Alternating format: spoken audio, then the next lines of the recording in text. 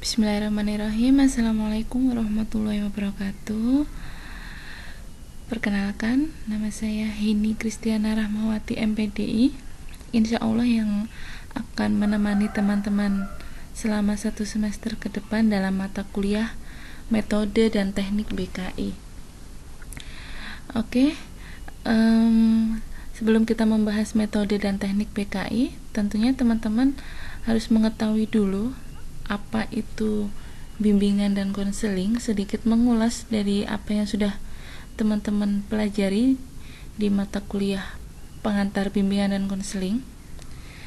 Jadi, bimbingan dan konseling merupakan proses interaksi antara konselor dengan konseli, baik secara langsung maupun tidak langsung, dalam rangka untuk membantu konseli agar dapat mengembangkan potensi dirinya ataupun memecahkan permasalahan yang dialaminya. Jadi bimbingan dan konseling merupakan proses interaksinya. Nah, proses interaksi ini berlangsung antara konselor dengan konseli. Dalam upaya untuk memecahkan masalah ini nanti, tentunya konselor akan menawarkan metode dan teknik yang sekiranya bisa digunakan untuk membantu konseli agar konseli dapat mengembangkan potensi dirinya dengan lebih optimal. Sekilas tadi sudah kita ulas kembali apa itu bimbingan konseling. Jadi titik penekanannya di sini adalah konseling itu merupakan proses bantuannya ya untuk mengentaskan masalah yang terbangun dalam suatu hubungan tatap muka antara dua orang individu, antara konselor dengan konseli, yang pastinya konselor memiliki syarat-syarat kualifikasi untuk bisa menangani sebuah masalah dari konseli. Bantuan tersebut diarahkan agar konseli mampu memecahkan masalah yang dihadapinya dan mampu tumbuh kembang ke arah yang dipilihnya, sehingga konseli atau klien mampu mengembangkan dirinya ke arah peningkatan kualitas kehidupan sehari-hari yang lebih efektif. Jadi metode dan teknik BKI ini nanti yang akan digunakan dalam proses sebuah layanan konseling, dalam proses membantu konseli untuk mengentaskan masalahnya. Nah, ini metode dan teknik ini nanti akan ditawarkan oleh konselor.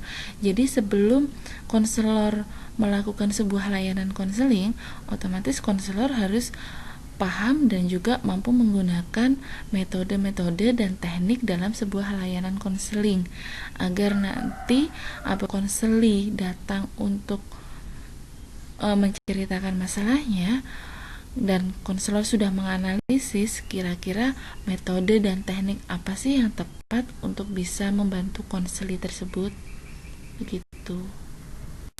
Selanjutnya, metode merupakan suatu jalur atau cara yang harus dilalui untuk pencapaian suatu tujuan. Tujuan di sini kembali lagi ke tujuan proses konseling tadi. Tujuan untuk agar konseli mampu memecahkan atau mengembangkan potensinya, memecahkan masalah atau mengembangkan potensinya secara optimal. Metode di sini ada dua, metode bimbingan individual dan metode bimbingan kelompok. Metode bimbingan individual ini merupakan upaya pemberian bantuan yang diberikan secara individu antara konselor dengan konseli. Biasanya masalah-masalah yang terjadi adalah masalah yang bersifat pribadi. Sedangkan bimbingan kelompok merupakan cara yang dilakukan untuk membantu konseli memecahkan masalah melalui kegiatan sebuah kelompok. Jadi kalau tadi bimbingan individual adalah masalah yang bersifat pribadi dan pemberian bantuannya diberikan secara individu antara konselor dengan konseli, maka metode bimbingan kelompok cara yang digunakannya melalui kegiatan kelompok. Jadi bersama-sama dengan yang lain. Masalah yang dipecahkan bersifat kelompok. Bisa antara kelompok tersebut memiliki masalah yang sama atau seorang individu yang mempunyai masalah tetapi perannya di situ adalah sebuah anggota dalam suatu kelompok. Jadi di sini pemecahan masalah harus bersama-sama secara kelompok dengan orang lain. Dalam mata kuliah ini nanti, metode dan teknik BKI, teman-teman akan mempelajari metode bimbingan individu dan metode bimbingan kelompok ini nanti. Harapan saya nanti teman-teman bisa memahami dan juga mempraktekkan metode bimbingan individu ini seperti apa sih kalau misalnya diterapkan kepada konseli apabila melakukan sebuah layanan konseling, sama juga dengan bagaimana penerapan bimbingan kelompok untuk diterapkan dalam proses layanan konseling. Jadi nanti semoga di perkuliahan ini nanti metode dan teknik BKI-nya benar-benar bisa diterapkan, bisa dipraktekkan secara nyata untuk sebuah layanan proses konseling. Kemudian tadi sekilas kita sudah membahas apa itu metode. Sekarang teknik bimbingan dan konseling adalah suatu cara yang harus digunakan oleh seorang konselor dalam melaksanakan kegiatan bimbingan dan konseling. Biasanya teknik bimbingan dan konseling di sini itu lebih spesifik. Apabila tadi metode itu sudah kita tentukan dalam sebuah layanan konseling, ingin menggunakan metode apa, metode individu atau kelompok, maka teknik bimbingan dan konseling adalah hal yang ditawarkan dalam suatu pemecahan masalahnya. Misalnya, kita sudah tahu metode yang akan kita gunakan adalah metode individu. Kemudian, konseli bercerita tentang masalahnya. Setelah kita menganalisis masalah dari konseli, konselor kemudian akan menawarkan sebuah teknik bimbingan dan konseling yang sekiranya bisa membantu konseli dalam mengembangkan potensinya atau memecahkan masalahnya.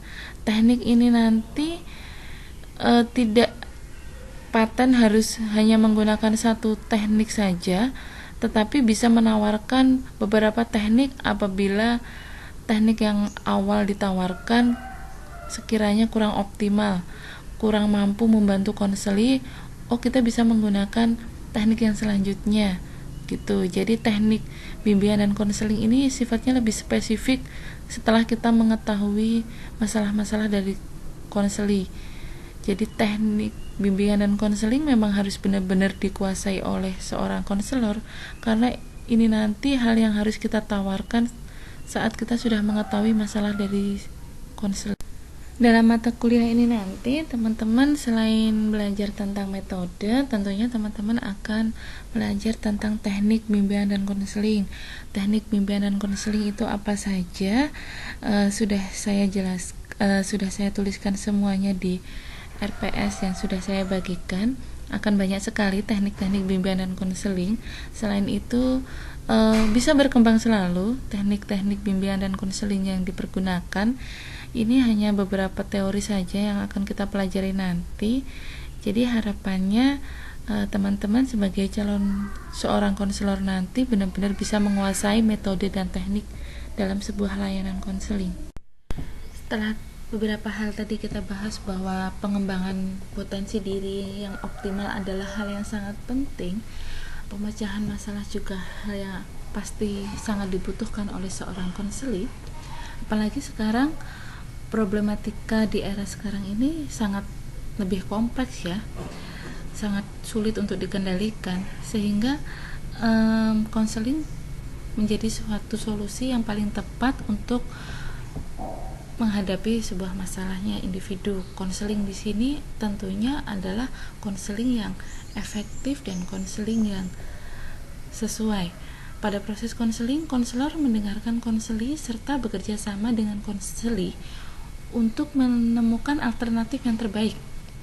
Dan untuk menemukan alternatif yang terbaik dan memahami serta sampai menyelesaikan sebuah masalah yang dihadapi konseli, otomatis seorang konselor harus benar-benar menguasai dan mengetahui metode-metode dan teknik yang tepat untuk seorang konseli.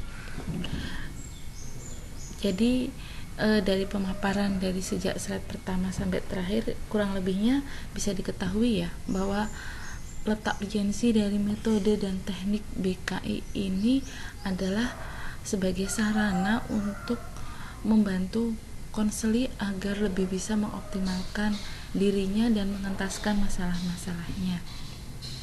Sekian dari saya. Misalnya ada hal-hal yang perlu ditanyakan, silahkan ditanyakan di perkuliahan awalnya kita ini.